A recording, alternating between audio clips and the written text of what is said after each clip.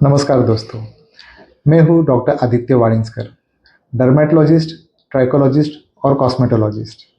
मेरा channel skin care with doctor Aditya पर आपका स्वागत है। आज हम बात करेंगे पिंपल्स यानी एक्ने इस टॉपिक पर। पिंपल्स ये प्रॉब्लम ज़्यादातर young age adolescent age group में होता है। 13 से 25 की उम्र में ज़्यादा होता है। इस उम्र में लोग कॉन्शियस होते हैं और ज़्यादा पिंपल्स आने की वजह से इनका सेल्फ कॉन्फिडेंस कम हो सकता है, डिप्रेशन हो सकता है। इसका असर पढ़ाई या फिर जॉब पर हो सकता है।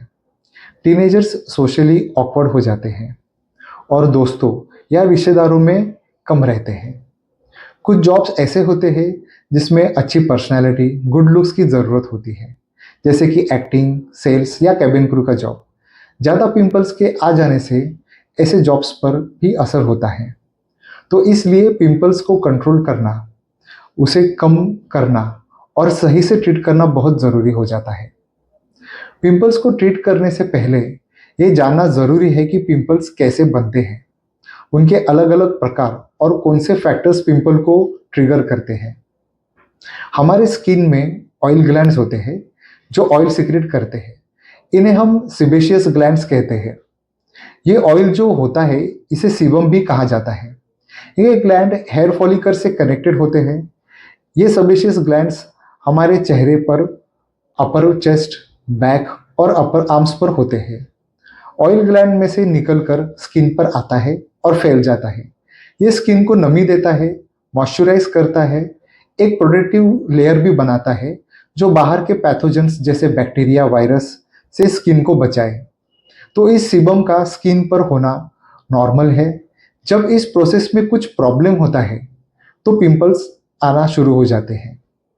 इसीलिए पिंपल्स ज़्यादा करके फेस, बैक, अपर चेस्ट और आर्म्स पर होते हैं, क्योंकि सेबेशियस ग्लैंड्स भी इन्हीं जगह पर पाया जाता है। तो आइए जानते हैं कि पिंपल्स आखिर बनते कैसे हैं। इसके 3 मुख्य कारण हैं।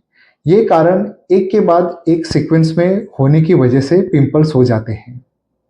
पहला, सीबम या ऑयल का प्रोडक्शन बढ़ना।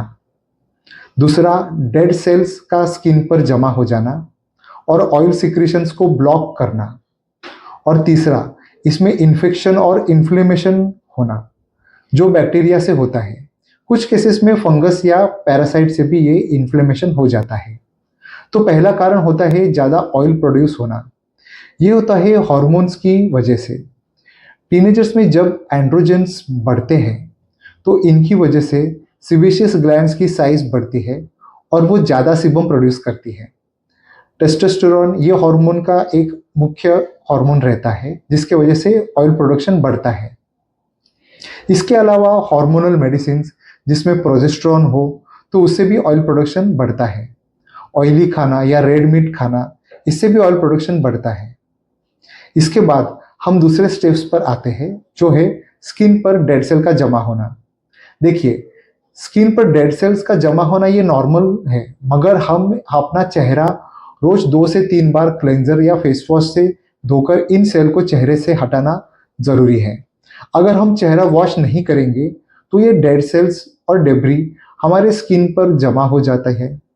फिर ये हमारे स्वेट ग्लैंड्स और अन्य ग्लैंड्स में जमा होकर उसे ब्लॉक करते हैं, जिससे हम प्लगिंग कहते हैं। जो ऑयल अंदर से बाहर आना चाहता है वो स्किन के डक्ट्स में ही फंस जाता है और इसके वजह से वहाँ वाइट हेड्स यानी छोटे छोटे सफ़ेद दाने आना शुरू हो जाते हैं। तीसरा स्टेप होता है इन्फेक्शन, जिससे पिंपल का साइज बढ़ता है, उसमें पस जमा हो जाता है। ये कैसे होता है? हमारे चेहरे पर आमतौर पे बैक्टीरिया होते हैं। ये नॉर्मली सबके ही चेहरे पर होते हैं। इसे हम प्रोपियोनी बैक्टीरियम कहते हैं। ऑयल ज़्यादा बढ़ने से और उसके ब्लॉक होने से ये बैक्टीरिया नॉर्मल से ज़्यादा बढ़ने लगते हैं। उसके लिए ये ऑयल और डेड स्किन खाना होता है, जिसको खाकर वो और ज़्यादा ग्रो होते हैं। इससे पिंपल्स में पस जमा हो जाता है। इसे सही वक्त पर ट्रीट नहीं किया तो ऐसे पिंपल्स बड़े बड़े स्कार छोड़ जाते हैं। बैक्टीरिया के अलावा कुछ फंगल इन्फेक्शन से भी पिंपल आ सकते हैं, जैसे कि मलेसेजिया फॉलिकुलाइटिस, और कुछ माइट्स से भी ये हो सकता है, जैसे कि डेमोडेक्स फॉलिकुलाइटिस। इन सब के अलावा बालों में डैंड्रफ होने से भी हमारे अपर फेस पर एक्ने हो सकते हैं। अभी हम जानते हैं किस कारण से ये पिंपल ज़्यादा बढ़ जाते हैं।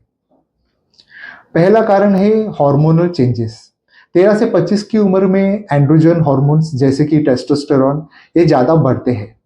इनके कारण ऑयल ग्लैंड्स की साइज बढ़ती है और ये ग्लैंड्स ज़्यादा ऑयल प्रोड्यूस करते हैं।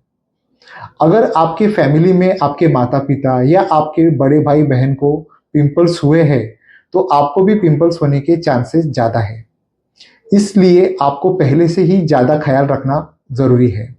खाने में ऑयली खाना, ज़्यादा मीठा खाने से ये या बाहर का खाना, होटल का खाना, रोड साइड का फूड खाने से पिंपल बढ़ जाते हैं। गाय के दूध पीने से भी जैसे देखा गया है कि पिंपल्स बढ़ते हैं। दही, छाछ, पनीर से पिंपल होने के चांसेस कम होते हैं। कुछ मेडिसिन से भी पिंपल बढ़ सकते हैं, जैसे hormonal pills, oral contraceptive pills जिसमें प्रोजेस्टेरॉन्स की मात्रा ज़्यादा होती है, या फिर अगर कोई ट्यूबरकुलोसिस की दवाई ले रहा हो उसमें पिंपल्स हो सकते हैं। इसके अलावा स्टेरॉयड की गोली या स्टेरॉयड की क्रीम से पिंपल हो सकते हैं। कभी कभी एपिलेप्सी की दवाई और अन्य कुछ दवाई से भी पिंपल्स हो सकते हैं। हमारे रोजमर्रा की आदतें जैसे चेहरा ना धोने से या ज़्यादा मेकअप करने से पोर्स ब्लॉक होते हैं और पिंपल्स हो जाते हैं। अगर आपका पिलो कवर डर्टी है या आपका फेस मास्क डर्टी हो तो वो भी प्रॉब्लम कर सकता है। अगर आप पिंपल्स को हाथ से पॉप करेंगे या फोड़ेंगे तो उससे ये पिंपल्स एक जगह से दूसरी जगह बढ़ सकते हैं। एक कारण होता है जिससे पिंपल आ सकते हैं, वो है स्ट्रेस। ऐसा देखा गया है कि मेंटल स्ट्रेस ज़्यादा होने से ऑयल सिक्रेशन बढ़ता है जिससे पिंपल्स आ सकते हैं। आपने देखा होगा कि जब कोई इम्पोर्टेंट फंक्शन होता है, जैसे शादी या कोई बड़ी पार्टी होती है, तभी एक या ज़्यादा पिंपल्स आ जाते हैं। तो ये ज़्यादा स्ट्रेस लेने से आ सकते हैं। पिंपल्स होने की उम्र ज़्यादातर 13 से 25 होती है, मगर पिंपल्स छोटे बच्चों से लेकर बुजुर्ग लोगों में भी देखा गया है। शिशु में माँ के दूध से कुछ हार्मोन्स पास होते हैं और इसलिए पिंपल हो सकते हैं। इसके अलावा चेहरे पर तेल लगाने से ऑयल ग्लैंड्स ब्लॉक होकर छोटे छोटे पिंपल्स हो सकते हैं।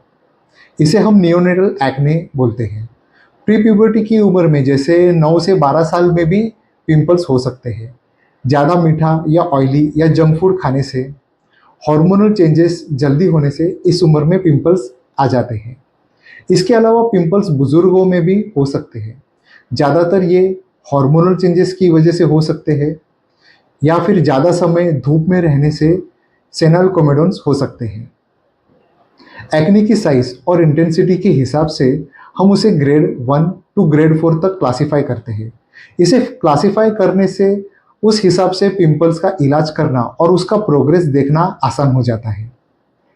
एक्ने ग्रेड 1 में वाइट हेड्स और ब्लैक हेड्स होते हैं। ये साइज में छोटे होते हैं। इनमें कोई इन्फेक्शन और इन्फ्लेमेशन नहीं होता।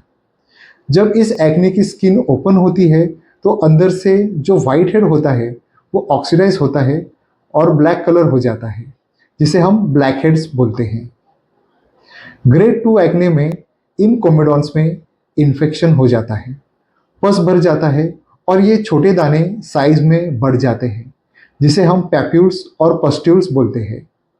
पैप्यूल्स से स्किन कलर या हल्के से रेड कलर के होते हैं। जब पस की मात्रा ज़्यादा होती है तो वो पस पीला या सफ़ेद ऐसे दिखता है, जिसे हम पस्ट्यूल्स बोलते हैं। ग्रेड 3 एक्ने में ये पैप्यूल्स की साइज और बड़ी हो जाती है। 1 सेंटीमीटर से ज़्यादा होकर ये नोड्यूल्स बन जाते हैं। और ग्रेड 4 एक्ने में ये नोड्यूल्स, पस्ट्यूल्स और पैप्यूल्स कोएलेस होते हैं, यानी ये एक दूसरे से मिल जाते हैं और बड़े बड़े सिस्टिक एक्ने का रूप ले लेते हैं। ग्रेड 4 एक्ने की वजह से एक्ने स्कार ज़्यादा बड़े होते हैं और ज़्यादा गहरे हो जाते हैं। पिंपल्स को डायग्नोसिस करना बड़ा आसान होता है। क्लिनिकली देखकर, नज़दीक से एग्जामिन करके हमें पता चल जाता है, इसलिए ब्लड टेस्ट की आमतौर पर ज़रूरत नहीं होती है। अगर हम कोई टैबलेट्स लंबे समय के लिए चला रहे हो तो उनके लिए कुछ ब्लड टेस्ट करने पड़ सकते हैं, या मेडिसिन करने से भी फर्क नहीं पड़ रहा हो तो हम उसकी पस सेंसिटिविटी टेस्ट करते हैं।